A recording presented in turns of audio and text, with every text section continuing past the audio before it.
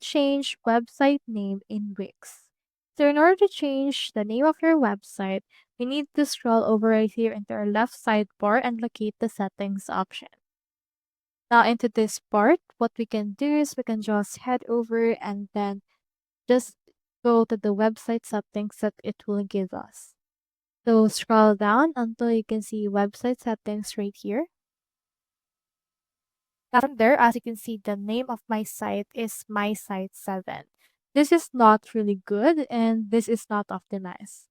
So this right here, let's change that into something else. So for example, Black Cloak Store. I will click on save and then this will save this particular name of our site and it should be able to reflect all together when our actual dashboard has refreshed or loaded again.